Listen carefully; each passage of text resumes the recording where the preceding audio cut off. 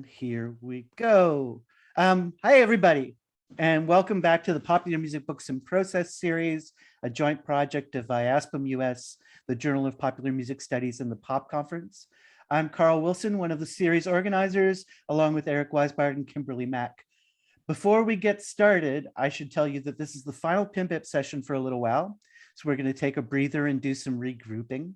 We'll be back probably around late March with the last event on our current calendar, our postponed session with the great Danielle Smith and her book Shine Bright, which will be kind of a tie-in pre-PopCon event, but we're not sure exactly what's happening after that. We do know that we might be looking for another volunteer or two to help with the organizing at that point. So if you're a series regular who'd be interested, please get in touch with us by email and let us know. And of course, our whole archive of 64 sessions since June of 2020 remains up on Eric's YouTube page. Eric, by the way, is dealing with a family health issue today and apologizes that he's not able to join us, but he promises to catch up with the YouTube video himself later. In any case, we're very happy to have for this final session of this season, Dan Charnas talking about his acclaimed book, Dilla Time, The Life and Afterlife of J Dilla, the hip hop producer who reinvented rhythm, published by MCD Books, which is FSG's hipper, younger offshoot. And Dan is in conversation with Kelley L. Carter, who as a Detroit journalist has had her own deep expertise in covering Jay. Now to quick bios. Dan Charnas spent 4 years researching and reporting Dilla Time, an outgrowth of a course on J Dilla he developed at NYU in 2017. Dan, of course, wrote the definitive history of the hip hop business with 2011's The Big Payback. He's also the author of Work Clean, a book that deconstructs chefs' organization techniques. And he's the co-creator and executive producer of the VH1 movie and TV series, The Breaks, and lives in Manhattan and teaches at the Clive Davis Institute of Recorded Music at the NYU Tisch School of the Arts. And Kelley L. Carter is an Emmy-winning journalist who currently hosts celebrity interview series Another Act for ESPN's Undefeated.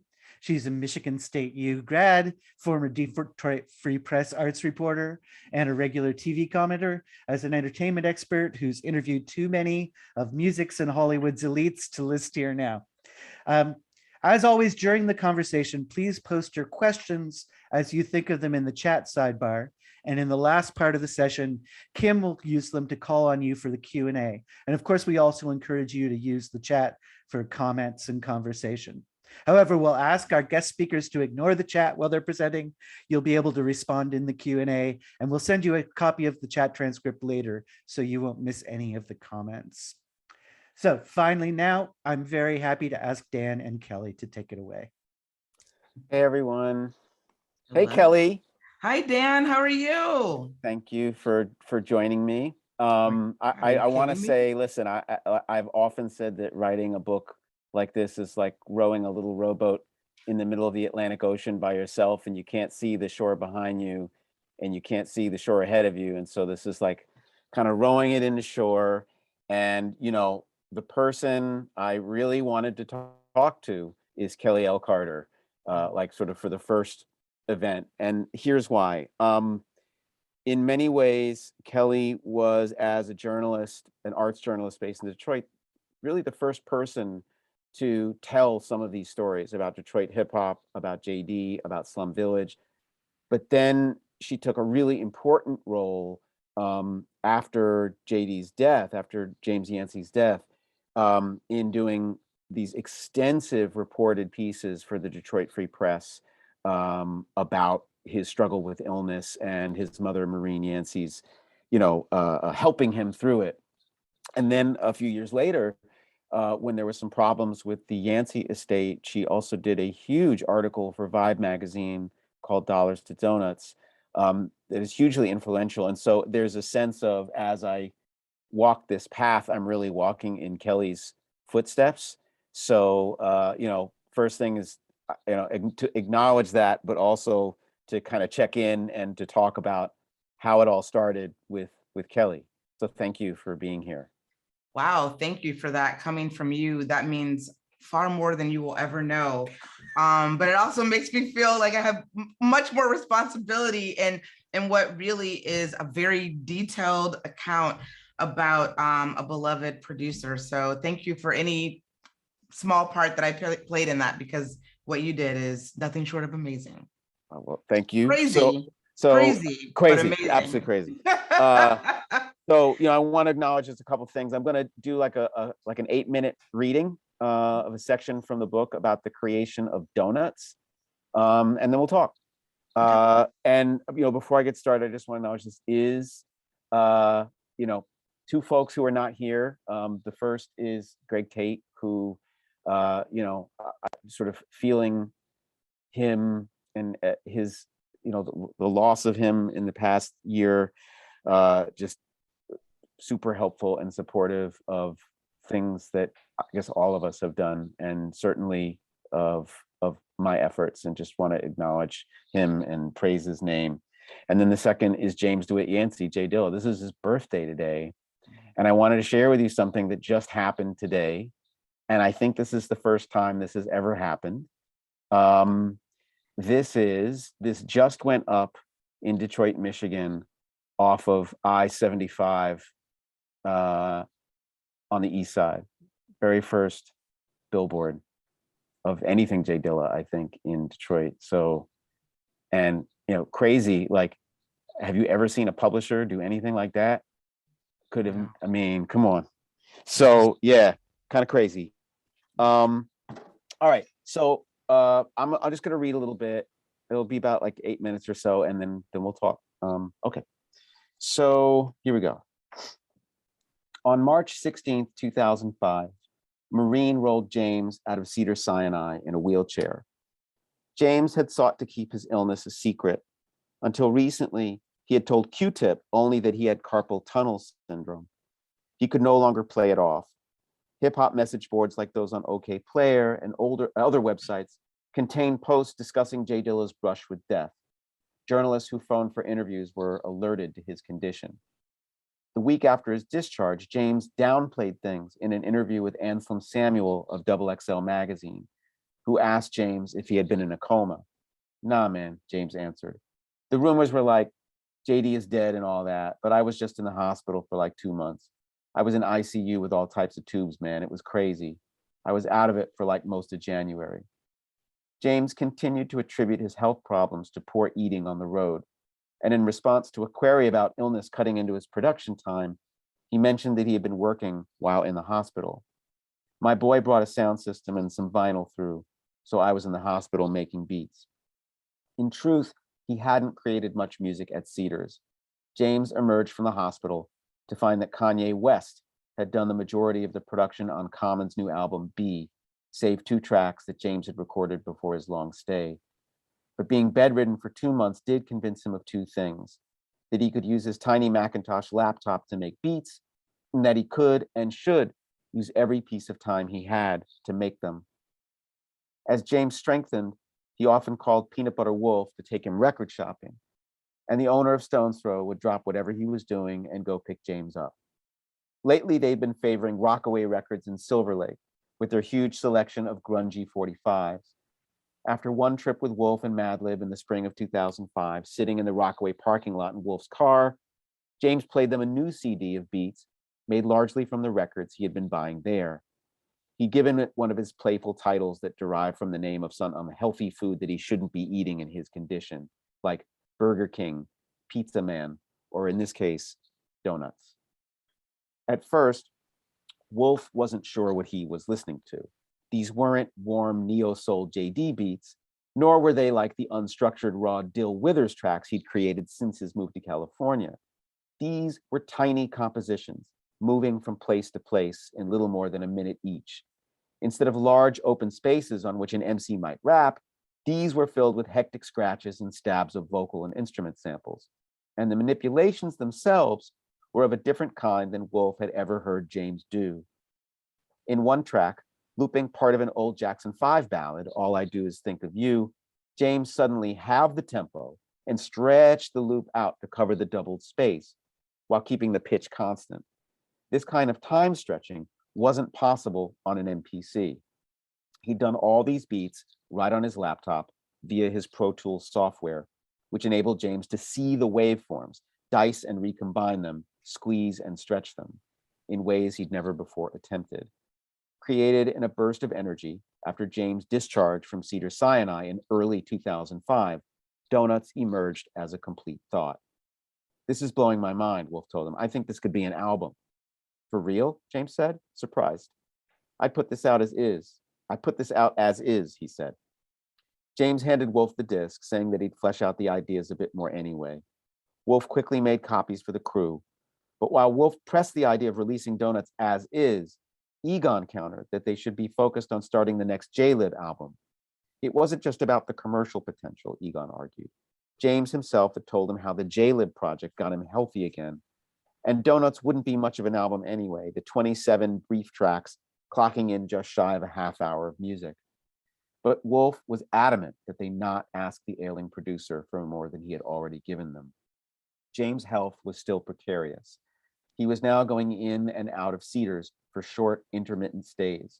He'd be in crisis for days and suddenly better, strong for weeks, then suddenly worse. A solution was proposed by Jeff Jank, who thought that Donuts was the best beat tape he had ever heard. All he needs to do is create longer versions of these tracks. Wolf and Egon's eyes widened. The mere prospect of asking J Dilla to make changes was enough to give them heart palpitations. Wolf had been reamed by James a few times, and more recently, Egon got a taste of James' wrath after the producer discovered that Egon had divulged the details of his hospitalization to C-. The Stones Throw crew continued this conversation during a collective visit to Cedars, huddled outside James' room. I'll ask him, Jank offered. A few minutes later, when Jank broached the subject, James replied, why don't you all do that? Jank told Wolf and Egon that he could do the editing easily on his own home computer. With that, Jeff Jank became Donut's designated editor. To extend the tracks, Jank would have to work with the source material on hand, the original beat CD containing the 2-channel stereo mixes, rather than the original multi-track Pro Tools sessions. This, too, was about minimizing Dilla's stress. Out of respect for Dilla, Jank began with the notion that he try to be as invisible as possible to extend the duration of the music while preserving Dilla's structures and the order in which he placed the tracks. But Jank decided to take a chance on the second and third tracks, which both sampled the same song, 10cc's The Worst Band in the World, and seemed to Jank like they could be united into one lengthened track. To do that, Jank would have to remove a digital glitch between the two tracks and replace that section with music cut from somewhere else in the song. Jank decided to do that edit first. If Dilla liked it, the rest of the album would be easy. If Dilla winced or worse, well, then he'd figure something else out. Jank took the two tracks, each about a minute in length, turned them into one nearly 3-minute song, and went to Cedars to play the result for James, who nodded his head and said, cool. Jank had extended the first part of the song by repeating the vocal phrases James had sampled from 10cc. Play me, buy me, working on it, fade me.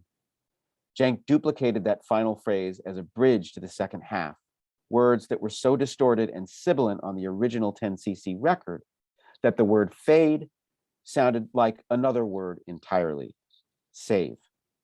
Jank was just trying to solve a problem, but in doing so, he had unwittingly magnified the significance of those last two words. Save me, save me, save me, save me.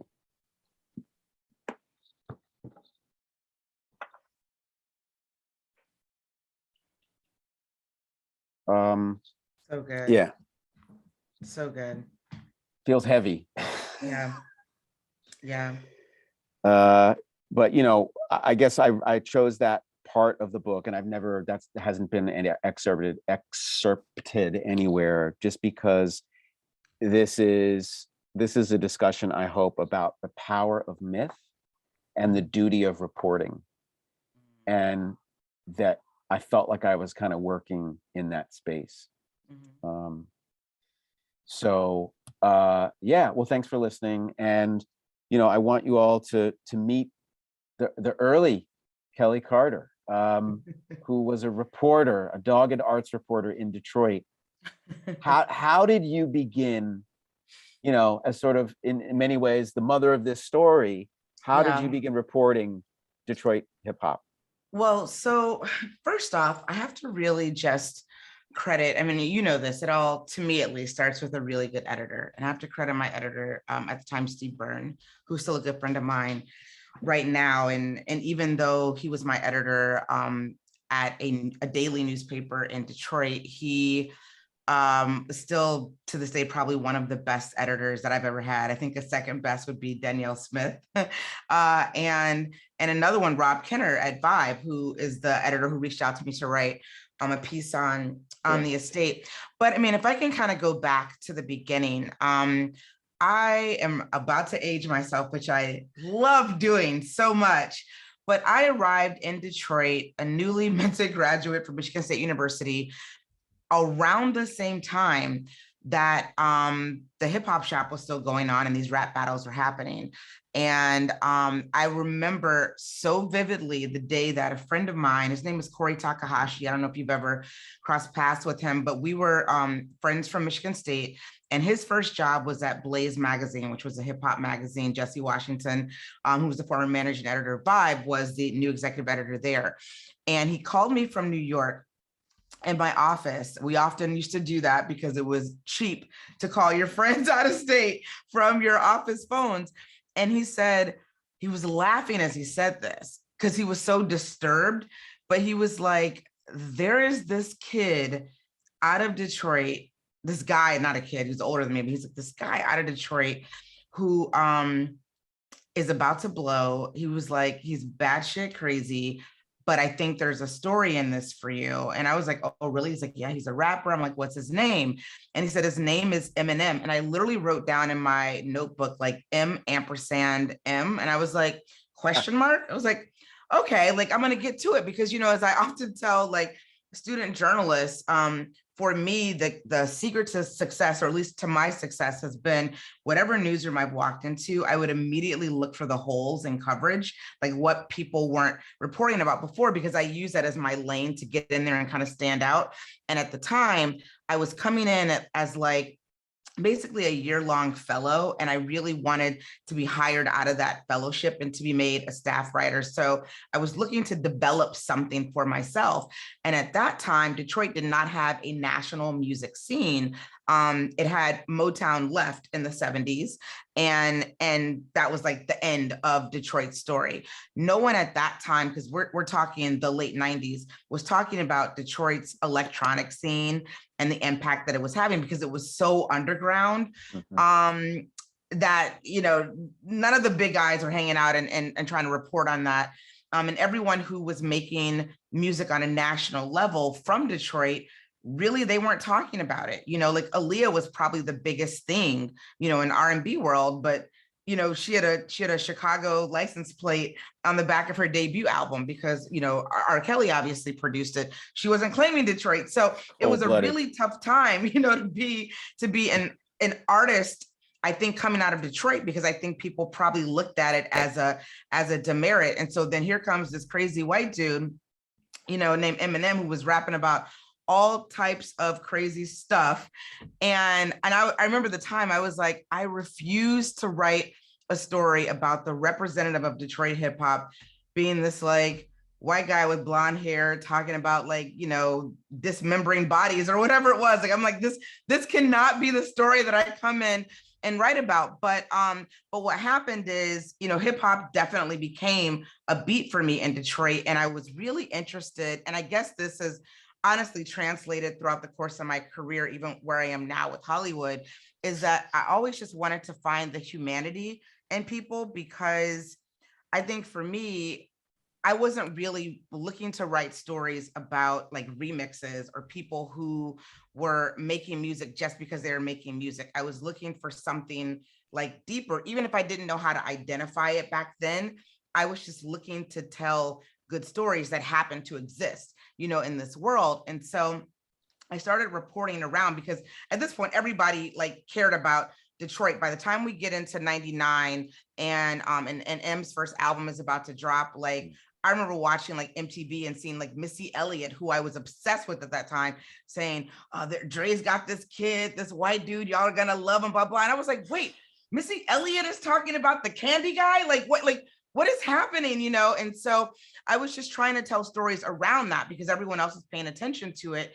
And there were just so many stories about really the kind of trajectory of Detroit as told through a lot of these young men and women who were making music. Like everyone's story felt so familiar, I think, to really just kind of this up from the bootstraps kind of, hardworking kind of sheen, I think that really kind of characterized Detroit at that time. This was before gentrification.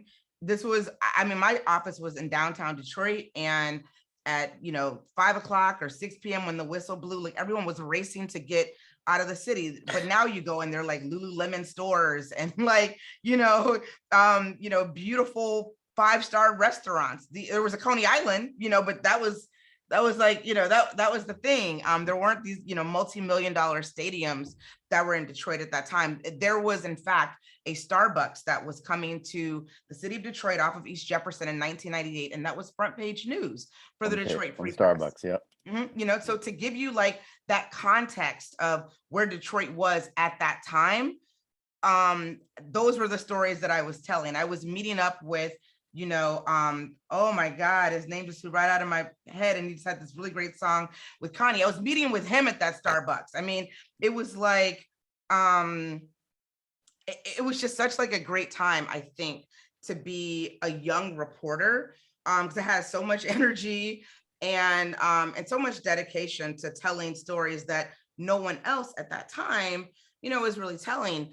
And so I just really kind of linked in with like the local hip hop scene, and then obviously D12 blows after Eminem, and and then it was a weird time because Kid Rock had like a hot album, and the Insane Clown Posse had like their thing going on. So there was this really kind of active music scene, and everyone was trying to figure out how to be a part of it. Obviously, Curtis Hanson came and did 8 Mile in Detroit. That was the first film in decades that had been shot in the city of Detroit, about the city of Detroit, about a beloved, road that means so much to people. And so I was just always looking for stories. And I think, with JD, what has always been so interesting to me about his story, and later I want to ask you, I have some questions for you, but for me, I didn't hear a lot of people talking about JD, because JD was like, even though he was in Slum Village, and people really didn't in Detroit pay attention to Slum Village until, the Kanye West cosign.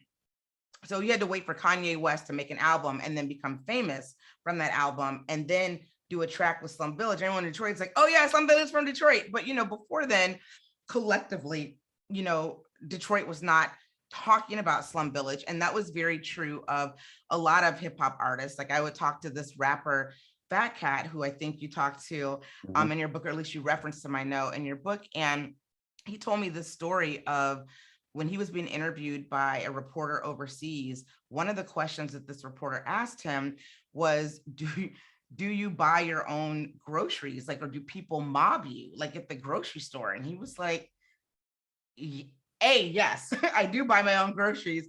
B, nobody knows who I am in Detroit. He said when he lands, in the UK, there would be like a press brigade waiting for him.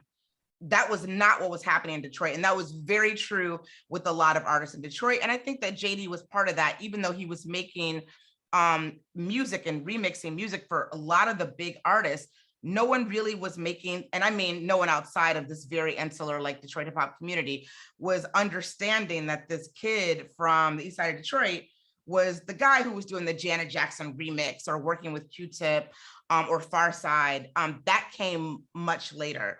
In fact, that probably came right after he died, when people really realized that. And so when I found out that he died, we did what we normally do. I work for a daily newspaper. My editor was like, well, let's write like an obit, I guess, and we can, run it in there. And I was like, okay. And I'm honestly trying to remember what happened. I think it was, I made a phone call to, I think it was his mom. And I couldn't tell you how I got his mom's phone number. I think what it was we didn't want to go with the story because we didn't have a lot of information about it. And believe it or not, I had an address for her and I wrote her a letter, snail mail. It wasn't snail mail because I overnighted the letter to her. And then she called me that next day. And when she called me, she was trying to articulate what the specialist, what the doctor had told her. I mean, I feel like I'd asked a simple question, like, what happened, especially because I think at that time, and unfortunately, even right now, we're so used to if a rapper dies at 32 years old, it's usually a violent death. It's not like a rare blood disease. And so when she was saying that, I was like, oh, that's so interesting. And then I told my editor at this point, he had been dead for like maybe 2 days. I told my editor, so we're not writing an obit. I was like, I think there's actually a bigger story that I want to tell, but I gave myself a deadline to tell that story. And I had like less than 2 weeks to do it. And the reason why I wanted to tell that story in less than 2 weeks is because his mom and his friends and family in Detroit were planning to have a funeral in Detroit. And when you work for a local newspaper, you're always looking for the local connection. So I said, I want to write this story and I want it to run like the day of his funeral. And then I set out to try and report it. And it was great. I mean, that was a lot of what we know about the circumstances of his death, the period before that. When I said I followed in your footsteps, I had to try to find Dr. Aaron Bick and Dr. Jeffrey Zonder and sort of try to report into some of that stuff. So again, like literally, following in your footsteps on that stuff. Yeah, I mean, it was just so crazy to me because I really just kind of shut everything down, because I wanted to tell the story and I want to tell it the way that I wanted to tell it too, especially as, more details came out. And I think the thing that stuck with me that made me feel like this was going to be a different kind of story is I realized it ultimately was a story about a man's passion and a man's love. And this man's love was music. And when his mother, and this is before I talked with his doctors to really get, like a full portrayal of how dire his medical conditions were, his mom was telling me the story of him, begging, I guess it was Peanut Butter Wolf to bring him his beat machine to the hospital. And he attempted to make music and he mostly did, and it was donuts is what it ended up being, but he mostly was doing this in the middle of the night. And one of the results of the condition is that like his hands and feet would swell and like you couldn't even like bend his fingers. And so what his mom would often do, he would wake her up in the middle of the night and she would massage his fingers down until he had some mobility in them again. And then he would start back working on the beat machine until they would swell back up. And it would be, and I was listening to her tell me this and she was so clear and honestly not emotional at all. And she was very detailed in telling me what the experiences were like in the hospital, because what people did know in the Detroit community, at least, is that he had just released Donuts. He had just released this album on his birthday and then he was dead 3 days later. And they were like, what happened? And, and when I started talking with friends of his, no one had any clue about what he had been going through, probably. And I didn't use him a lot in that story. And I mean, hindsight is what it is. I mean, we had constraints to how much I could have written. I could have written a book apparently about, what he was going through, but I had to edit so much out. But one of the people that I had talked with was Proof, who, who was Eminem's right-hand man. He was in D12 and unfortunately was literally killed like maybe 2 weeks after Dilla's funeral. And then I was just like, oh my God, this is crazy. But Proof and JD were very, very close. And Proof was like, I had zero idea that he had been battling this. He's like, I heard rumors before, like everyone had heard rumors of something that happened, but he was, as his mom told me, he was extremely private. And I don't think that he wanted to give out the thought that he was weak or sick or unable to do the thing that he loved to do. So he didn't talk about it. And if anyone knew that he was sick, it was because they found out, like they popped up on him, in the hospital, like Mike Buchanan, House Shoes, did. And that just really kind of grabbed at me, because even now I don't know that I know someone who, well, I guess I do. One other person, he's right behind me, Chadwick Boseman, who knows that they are going through something that is killing the body that they're in, but they love the art so much that they fight past the pain. And they love the community that they make the art for. And so even though I'm secretly battling, this cancer that I've told literally no one about, I'm going to do all my own stunts and do this big, $300 million project for Marvel, because I know how important this is to people. It was the same thing with JD and music. And that just like spoke to me. And because again, I mean, I love writing. I love what I do, but you tell me that I have an allergy flare up, I'm like, hey, I need to stay in bed. Like I'm gonna take this day off and watch reality TV or whatever. So someone who really just pushes past the pain, I saw the humanity in that, and I felt that other people would too. Yeah, I going back to your original beat, I was lucky enough to be in New York during sort of the seminal days of Tribe Called Quest, and this is before major labels were swarming, and there was that sort of feeling of community. Hip hop was very small and closed, even though it was starting to sell records. And then I would, talk to folks about the Detroit community that really started to get, pretty intense around the mid 1990s. It felt the same way. And I just love the web of characters there in just how everybody is sort of, I don't know, related in really interesting ways. Like there was this sort of Michigan State connection, right? So you had, JD's first record deal was with John Sally, who was a Detroit Piston, and RJ Rice, who was a Detroit music legend for Shackles, right? So JD and T3, as part of Slum Village, are signed with another group called Rhythm Cartel. One of those guys is named Paul Bunyan, but his real name is Paul Rosenberg. Oh, Rosenberg, Rosenberg will go on to manage Marshall Mathers. When the whole, so it's and the sort of the community starts at the Rhythm Kitchen, which was based on New York City Soul Kitchen, and then moves out to 7 Mile with Maurice Malone's Hip Hop Shop.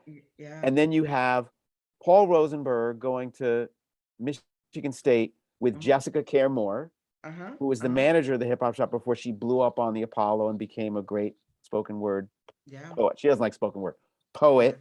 And then DJ Tony Tone and DJ Head, who played behind Proof during the battles at the Hip Hop Shop, who loaned James his drum machine so he could make all his first hits with the Far Side.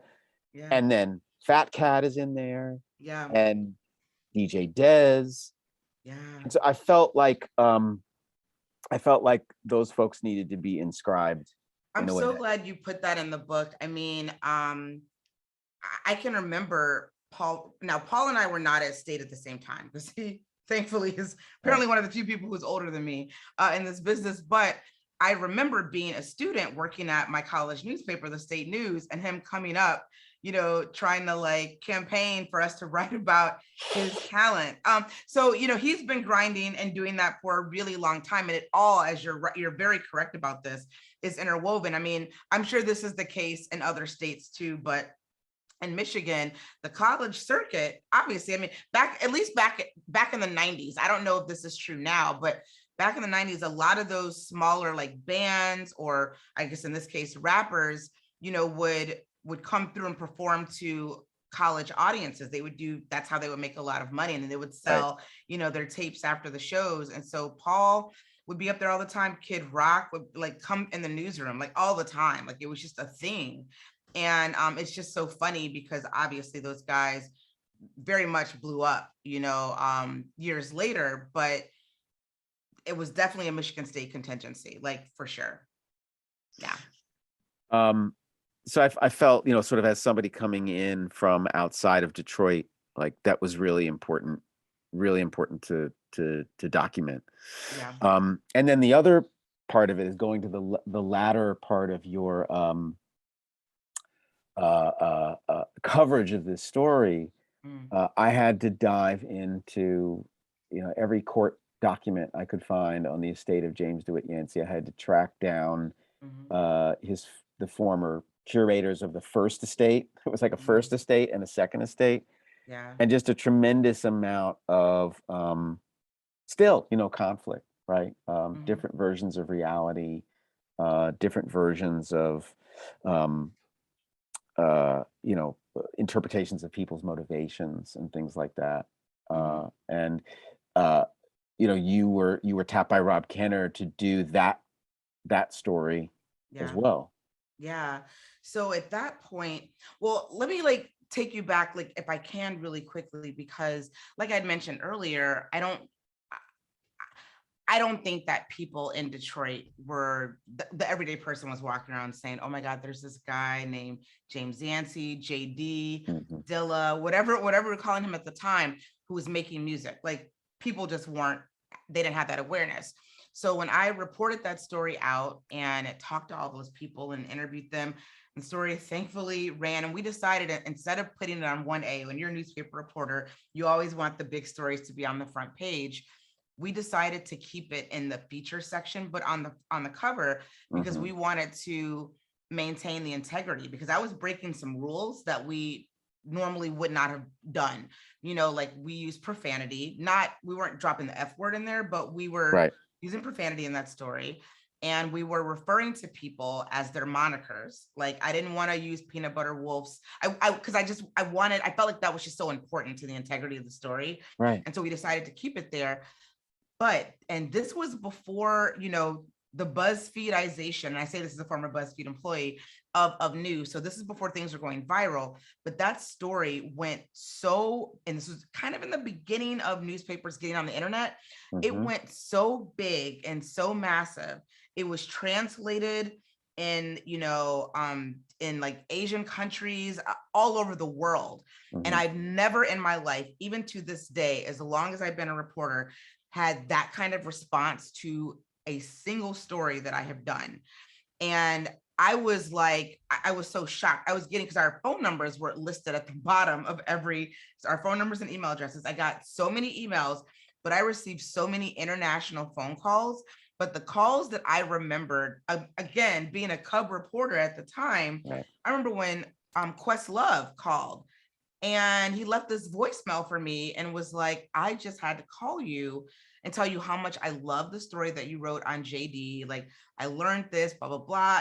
And my mouth is dropped open listening to, the guy with the big hair from the Roots, because I couldn't believe that whatever I wrote had penetrated outside of this like Detroit community. And then Common and a lot of those guys, even to this day, just think of me as like the Detroit hip hop reporter. When they see me in other spaces, they're like, oh yeah, like you do work for like ABC News or ESPN, but I always think Dilla, when I see you. And so it just became so big. So fast forward to a few years later, I had left Detroit. I went to Chicago very briefly at the Tribune, left the Tribune, and then got out to Los Angeles. And I was working for USA Today, and Rob Kenner called me and said, hey, so we all loved that piece that you did on Dilla a couple of years ago, thought it was so detailed and amazing. And there was like a copy editor, I think, on staff who was friends with Q-Tip. This is all coming back to me, who was friends with Q-Tip. And Q-Tip had like tipped her off essentially that there was something not right with the estate. There was something wrong. And we all know the stories. Every time we watch a music biopic, the thing that rings true, the common through line is somebody's getting screwed over with the money. You think of like the biggest artists in the world and you're like, oh, they got a crazy deal too. So it was like a very true thing.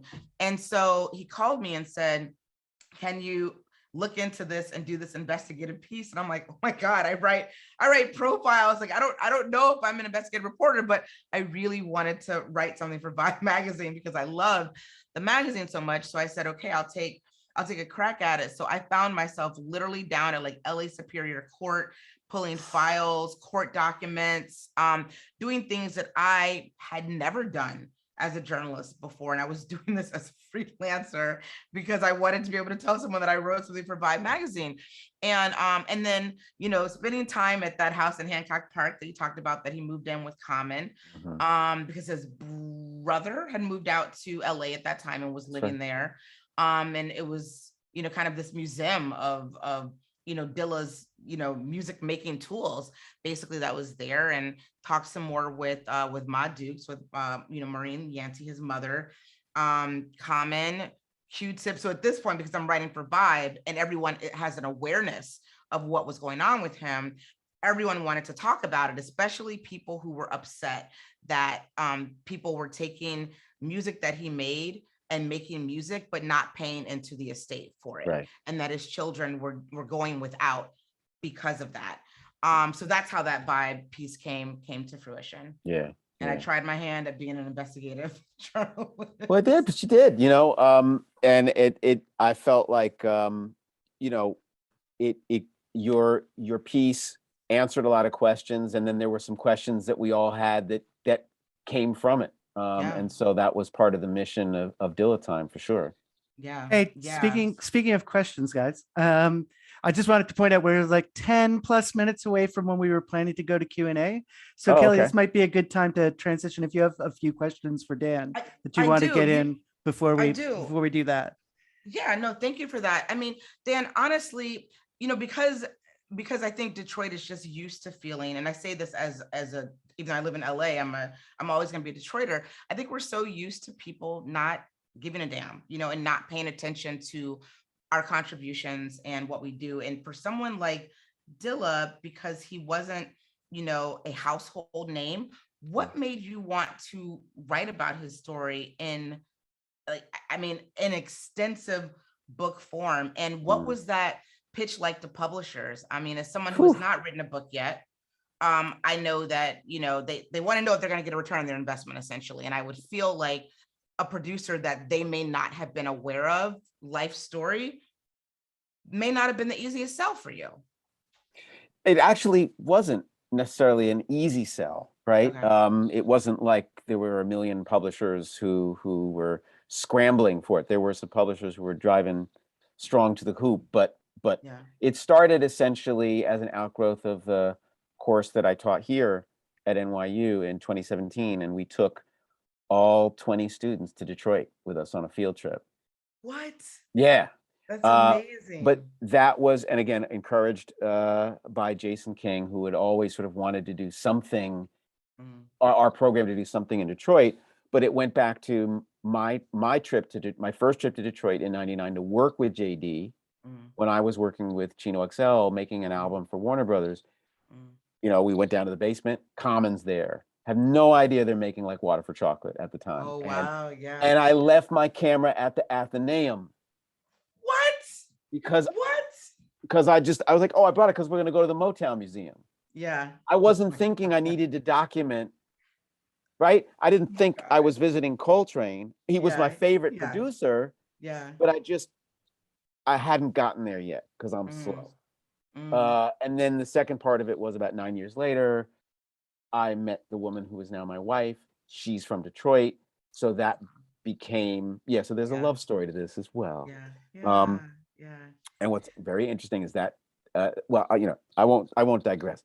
But so then I started teaching at NYU, and then the course happened. And then there was this, I don't know, there was this feeling that there wasn't really a lot to read on J Dilla that was musically accurate. And I think a lot of our journalism doesn't really do a great job on the mechanics of music. I think we do great on personality and persona, but especially like sampled music, I wanted to write something that would bring those concepts to life. What's the big deal, right? So that was the impetus for it, but it was gonna be, because at the time I was making this, right?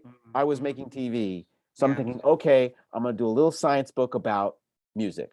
And that's how I sold it. Little science book about music. At the time, I was working with my great colleague, Jeff Peretz, who provided the visual language and a lot of the musical analysis for the pedagogical side of the book. But as I started reporting, that reporter's muscle just took over. And then it became more of a biography. And then pandemic hit, and that allowed me even more space to try to build trust with people. So that's a long-winded way to answer your question. No, and I love that you said, that you had to build trust with people, because it's really evident. Like, I've been to RJ's studio with Slum, and I know I was seeing it as I was reading it. I was remembering, like, that's not a thought that I carry in my brain every day. And I'm like, wait, thank God. I know exactly where it's at. Right. I'm like, it's next to Northland Mall. And I remember when it's in a weird building, like all of that was coming back to me. And I was thinking how intimate a lot of the writing felt and the reporting felt, but you didn't do what I feel like I would do on a lot of larger stories, except the Dilla's last, or JD's last days for the Free Press. I rely on someone else to tell the story, but with that one, I just had so much, the reporting, the story just kind of wrote itself. And I don't know if you experienced that too, but I could tell that you had probably talked to like 15 people just to get this one paragraph. Like, it was just so great and so detailed and so intimate. And my mind is just blown at how brilliant it is. How did you decide what your entry point would be? Because for me, it was easy. I had a deadline and I had a hook, you know what I mean? Right. And I was like, okay, I'm going to write about him making this last album as he's dying. Right. That's going to be what I do. But for you, you didn't do that, because I don't think that you probably could do that in a book. You really told the story of Detroit, and then comes, JD's evolution. Yeah, I mean, there's always this sort of professorial pedagogical impulse, but I also have that journalist side of me that wants to make it entertaining. Like, I try to make my classes entertaining. My students who are on they could probably tell you better whether it is or ain't. But my entry point was actually Questlove's first experience hearing a JD beat, right? And he perceived it as something's wrong. And so it's this sort of succession of, oh, that's wrong. Bob Power hears it for the first time and is like, what's going on with that? But they figure it out. They all figure it out and they all love him. But that's the entry point for talking about an artist in deep context, deep musical context, deep cultural context, familial context, all of that stuff matters. And I tried to just mesh it together as much as I could. I tend, so that's what it is. No, it was brilliant. It's so much to learn. I'm probably going to text you and bug you whenever I write another piece, who knows when that'll be. But I thought it was just so well constructed and put together. And I could tell that you were really thoughtful about the story you wanted to tell, which I know means a lot to people who love Dilla. And I know, because I wrote a story about Dilla, there are a lot of people who love this man. So yeah. I was just really conscious of how is this going to be perceived in Detroit? And there were people who I spoke to like, how are you going to portray Detroit? They're really sort of they're protective of Dilla. They're protective of Detroit for all of the reasons that you mentioned. And so that was the reason for, it's a bit of a love letter to Detroit too. It is. I talk about this. There's this mural that on Gratiot, a little bit east of Eastern Market. And it's just this kid with the little talk bubble. And it says, Detroit never left. And it's a reply to Detroit's eternal Renaissance narrative. And then, of course, the narrative now, Detroit's back. New York Times will write a story, and it's always at Slow's Barbecue on Michigan Avenue. Always. Oh, And but as Robert Caro says, a city is a home to its people, and it was the city at one of its nadirs during the 80s when Detroit was burning every Halloween. Zev Chaffetz wrote that book, Devil's Night. Devil's Night, yeah. That is when James Yancey was forming his musical, his musical training, I guess, right? His study.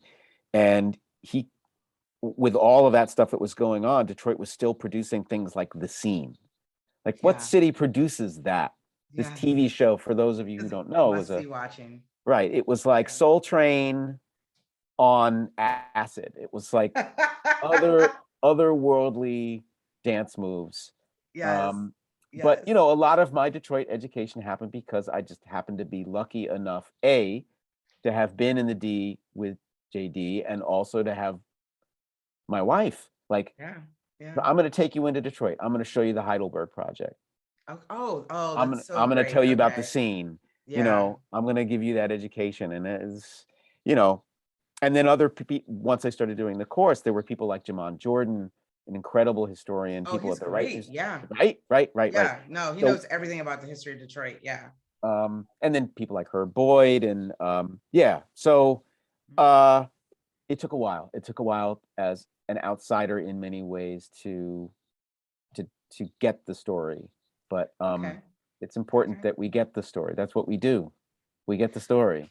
I mean, the last thing I'll say before I kick it over to, I'm sure what'll be some really great questions, is that I knew that I was going to get exactly what I wanted to get from your book when you started talking about the scene. I was like, oh, get out of here.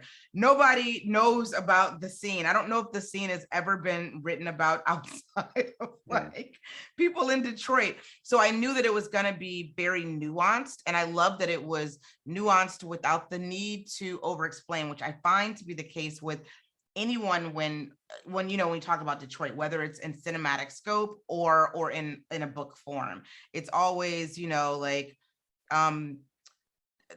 Jefferson, which is located on the east side of Detroit, which means this, which means that, which means that. Nobody ever does that with New York.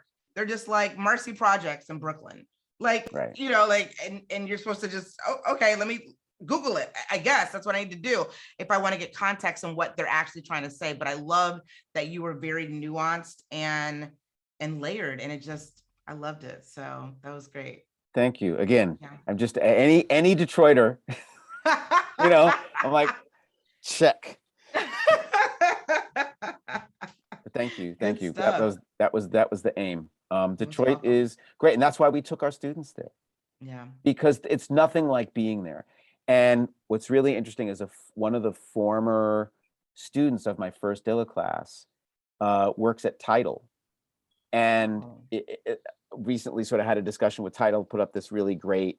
They put up the listening guide for Dilla Time on Tidal, and amazing. But it was my former student who works at Tidal who reached out. And it's like, it was an impactful moment for people who had never been to Detroit to actually experience what it was. I mean, we took them to, they met Dilla's family and friends. We took them to the Motown Museum, but Dennis Coffey, the famous member of the Funk Brothers, gave us a tour, a personal tour. Jeff Peretz and I sitting in the movie theater in Motown, crying our eyes out, how significant, it is. Yeah, and so it was. Everybody should go. People should go to Detroit. Detroit is yes. And he's right. Don't start out at Slows, even though the mac and cheese is great there. It's great. I can give you a list of other places to go to instead. Yes, indeed. All right, I'm actually going to jump in here and start the Q&A. We do have some questions. Tyler Bunzy, do you want to unmute and ask your question? Sure. Yeah. Thank you so much. And thanks everybody for this talk. I mean, it's been incredible so far. And y'all have kind of been talking about this, so feel free to brush past it if you don't have much more to say. But I was asking, like, one of the remarkable qualities about the prose that I've read so far, my copy is still in the mail, so I haven't read it all the way through yet, but it's sort of your deep sensitivity to Dilla and his legacy. So like writing about a figure so beloved is, I mean, a super daunting task.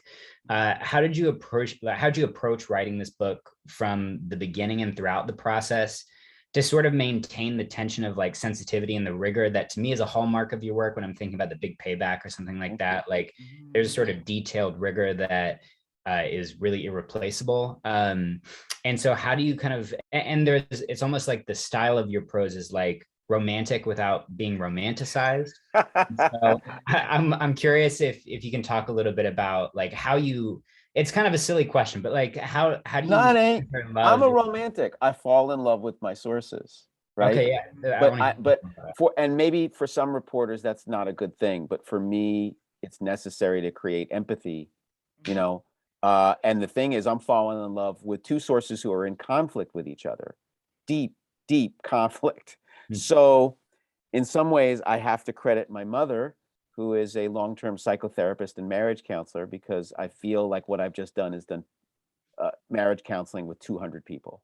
You know, and I mean, I'm a little facetious about it, but I'm actually, it is. And I think, but I also think that there is healing going on because of the truths in this book, that there are people who never wanted to speak, never felt safe speaking, and for whatever reason they felt safe speaking this time. We never heard from Joylette Hunter, never really heard Monica. The only person that Monica Whitlow ever spoke to is the other host of this talk right here, Kelley L. Carter, right? And you know, it's good. It's like a healthy thing, and I hope that it continues to be that way. It's really interesting, you know, when you're in a relationship with somebody and you get into an argument. The argument usually ends when you know, the healing begins when you actually get a communication about what that other person was thinking. What were you thinking when you said that? And then you realize, you know, you develop that empathy. So I'm hoping that you know, maybe it's naive, but I hope that some of the conflicts that have been happening in Dilla world will not be so raw once people can see what the other person was thinking and what they were reacting to.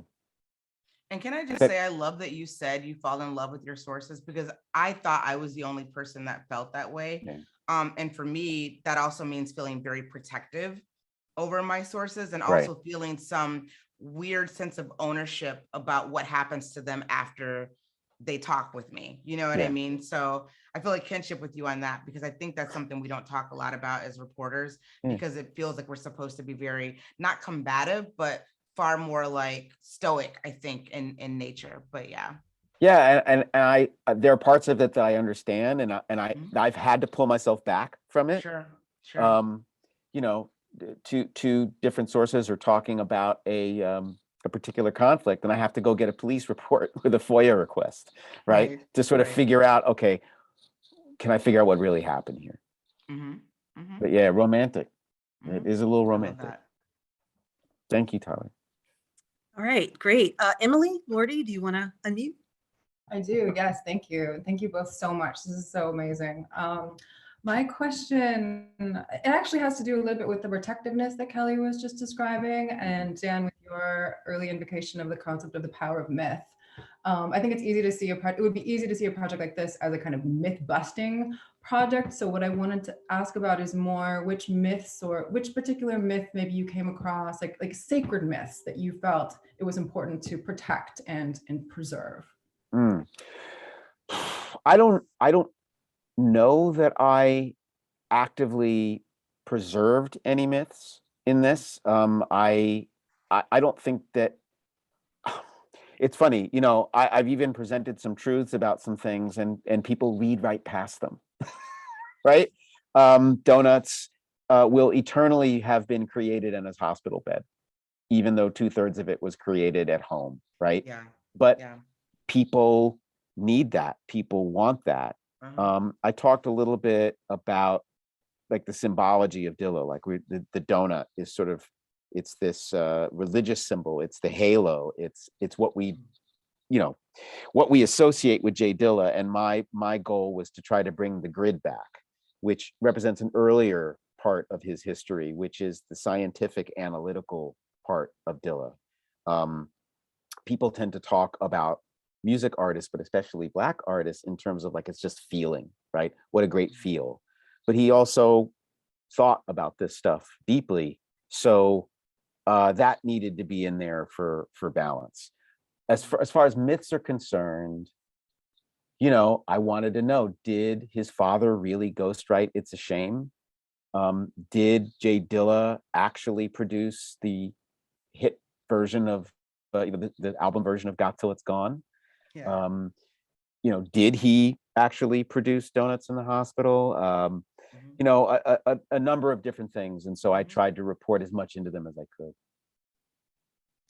Can I also say too, because I read that part and I learned so much and I loved it, but I also was like, because that's such a great question that you asked about myths, is that, remember, I was reporting that story out, that first story, 2 days after that man died. And so I think there is, when someone dies, there's this tendency to kind of like lionize them immediately. Yeah. And it was like that. So that was the reporting that I was getting. I even read parts where you said, yes, you know, he did have TTP, but then, and years later, maybe it was a cousin of that. Maybe it was like this thing that they didn't catch, a derivative, whereas that would not have been the case, you know, 2 days after talking with him, or after he died rather. So I thought that was really great and insightful, and also talk to, I think, the kind of reporter you are and the kind of work you're able to do, like, you know, years after this man died. And I thought that was really great, because I was like, oh, I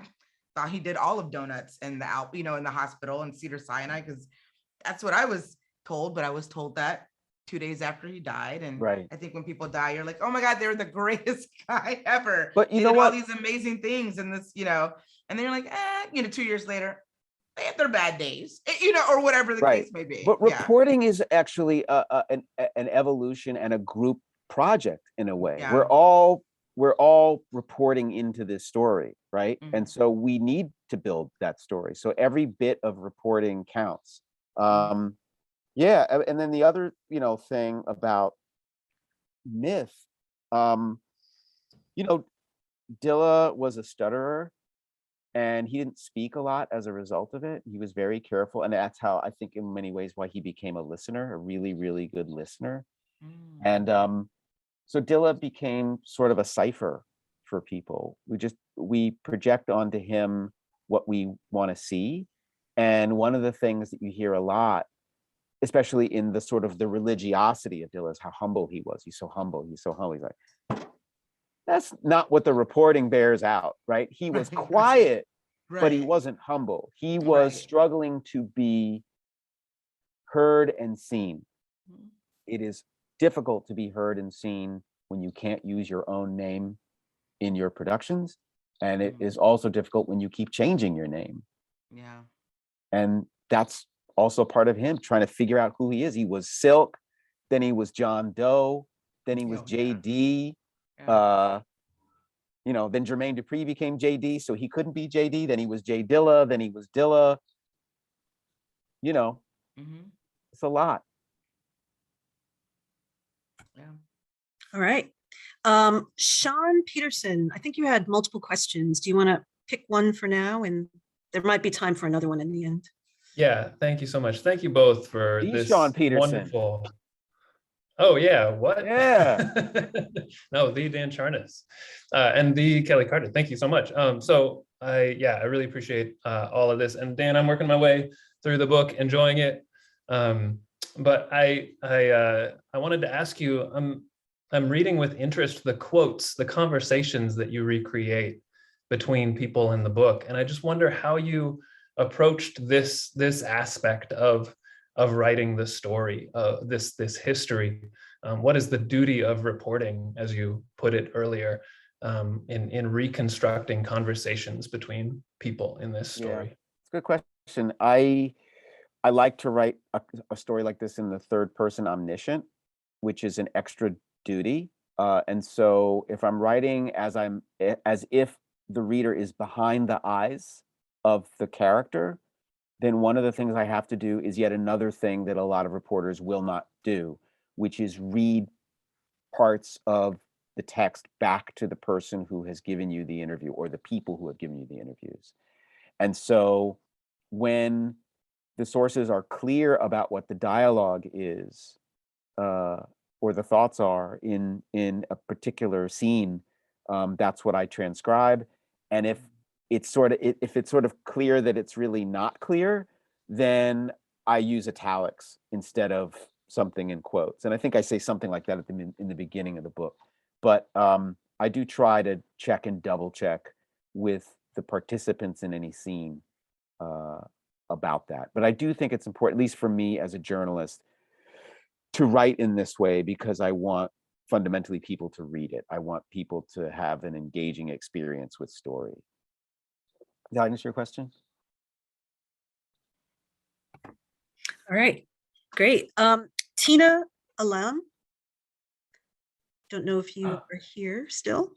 Tina is here from Toronto? Yes, sorry. I just unmute myself. Hi. Hi. So I'm realizing that I maybe should reframe my question to be more about the reporting and writing, but I was curious about, so my initial question was, I'm from Toronto and Dilla and SV were extremely loved here in the late and early 2000s. So I wanted to know more about international fan bases and impacts of his music worldwide, but to connect with the reporting piece, I'm thinking about, how especially in those times, so before there's like a different outreach because of online and everything, if like how much regional context matters in terms of music. Yeah, well, I mean, it's great. And by the way, everybody should know that one of Tina's great poems, inspired in part by Dilla and D'Angelo, is on the epigraph page of this book. And I'm so grateful that she allowed me to reproduce that in this book. So thank you so much. Well, as Kelley said, people who were producers, especially like Dilla, who worked in Detroit, weren't always loved in Detroit. Dilla had to go to LA and New York to find a little more respect and admiration. But compared to America, Europe actually was much more receptive and loving and appreciative of J Dilla. And I would also to that, even though it's in North America, Canada, especially, like I think Montreal and Toronto especially, were really receptive to Dilla. There's a few scenes in a latter chapter of him. He did that famous show at Roxy Blue just before he gets sick. That's the gig where he borrows House Shoes records and House Shoes, and he stopped talking over the fact that James didn't give him his Creative records back. And Frank and Dank, that's where they go after James, after they're sort of split from James, not really a personal split, but a business split. They get signed to Needleworks in Toronto. So yeah, I always feel like Toronto and Dilla and his crew have had a special relationship. His brother, John Illajay, he lived in Montreal for a while and made music there. And then, of course, the UK and the Netherlands and Germany, huge, and France, Sweden, like all over Europe. Dilla was the types of questions that his European interviewers asked is like this compared to most American interviewers.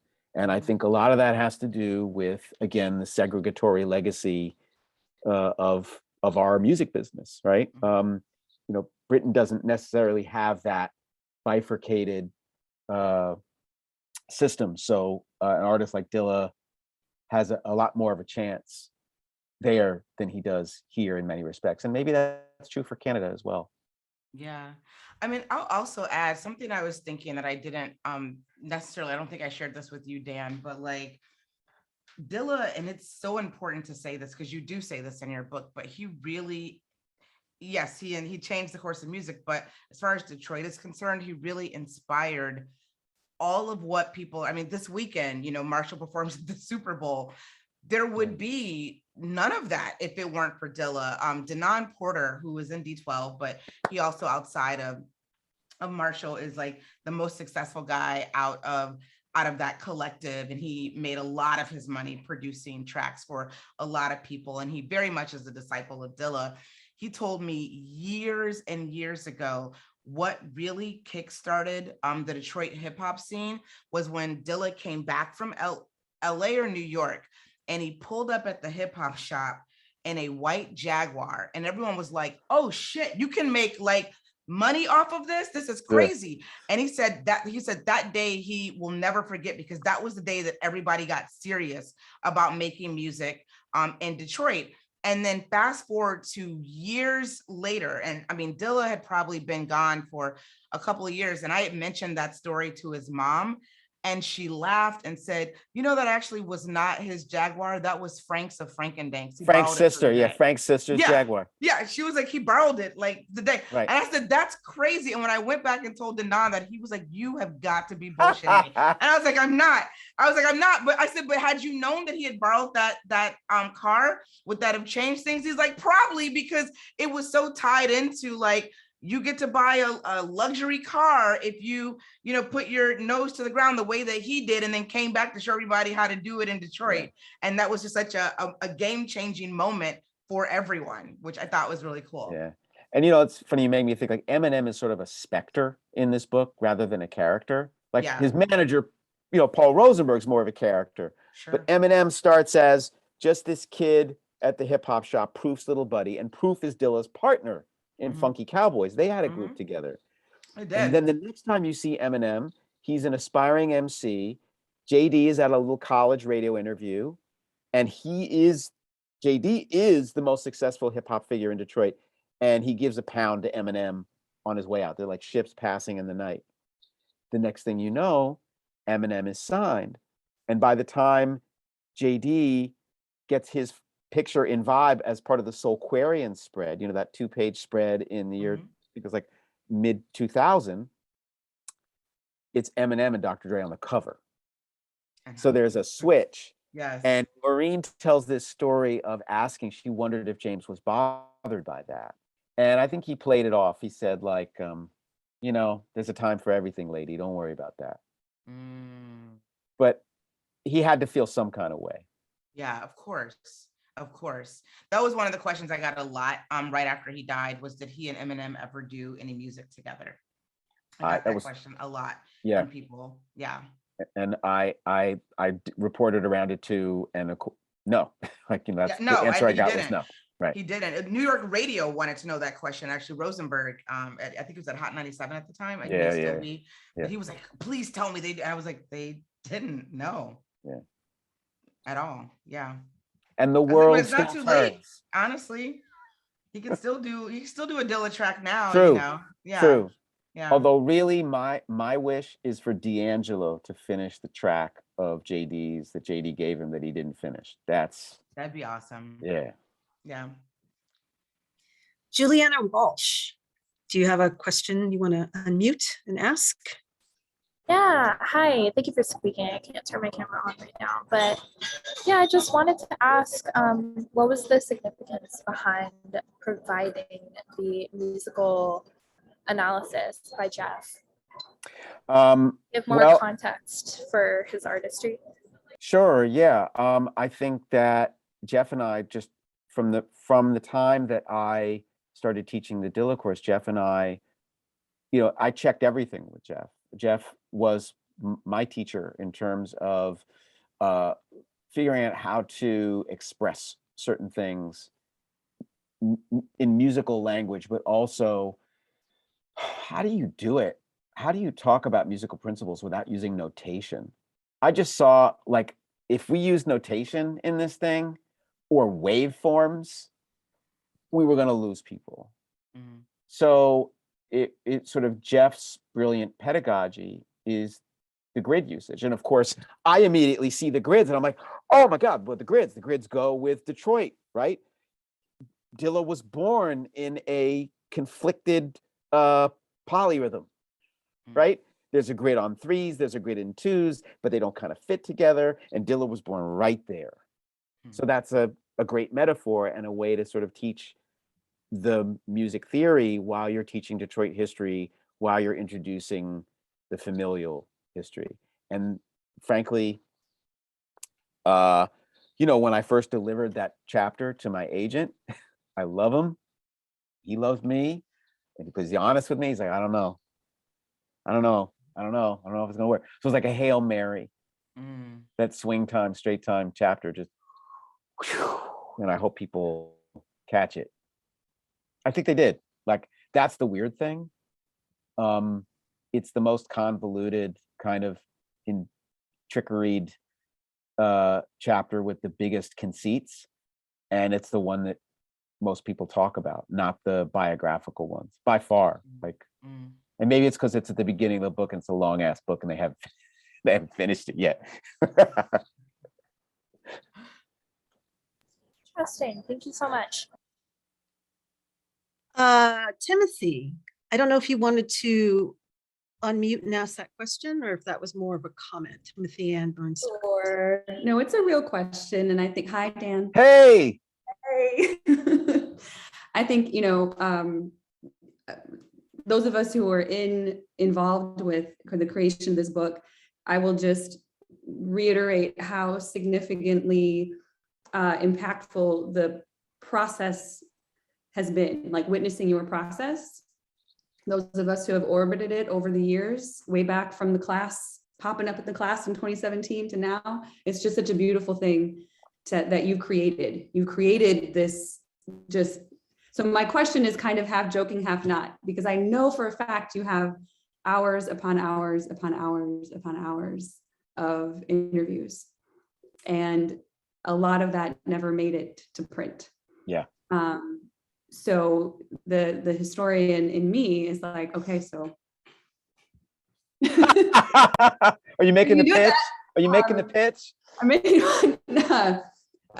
but no, not that you need another project, but the idea of, hearing some of these stories from the voices of the people telling them, not that your voice isn't wonderful, but you have created such a beautiful oral history collection of content, just your process of creating this book, that in of itself is a thing.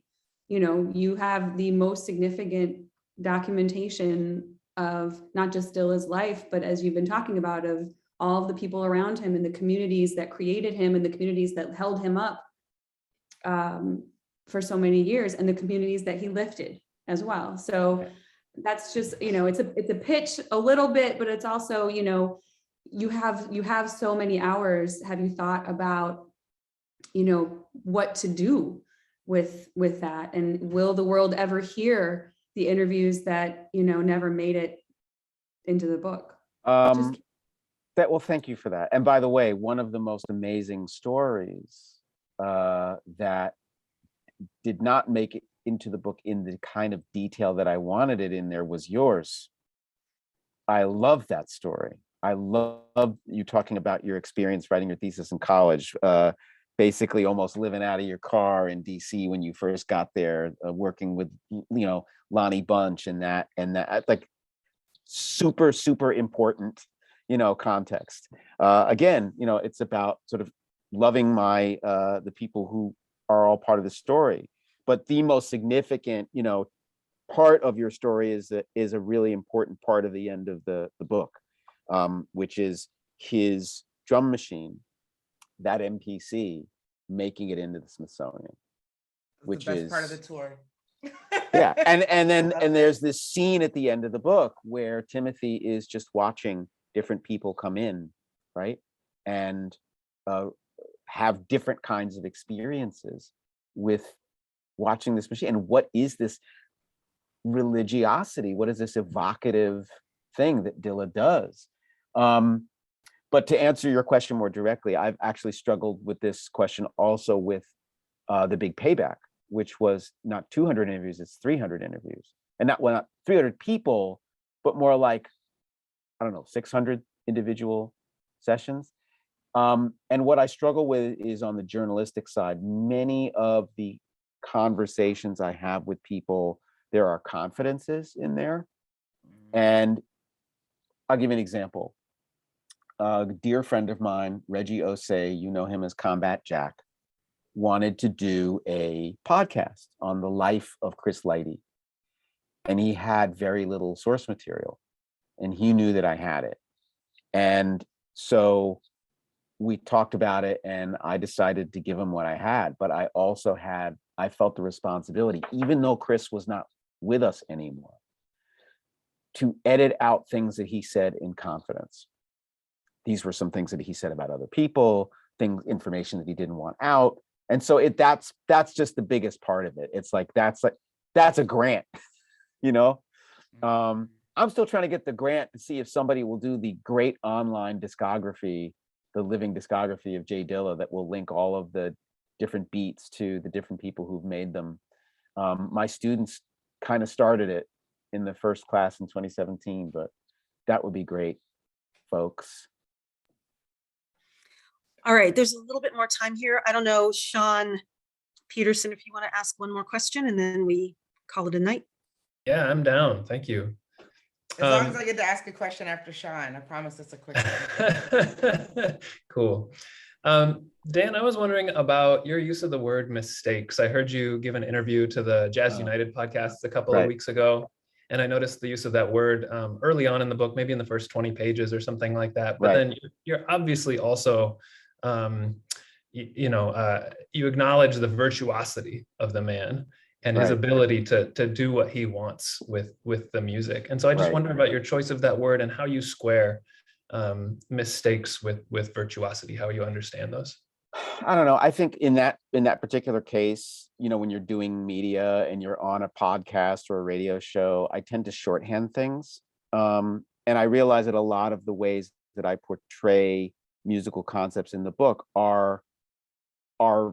would be too simple for folks in the musicology and ethnomusicology field. And I feel like as a storyteller, I have to set the point of diminishing returns. How detailed do I go?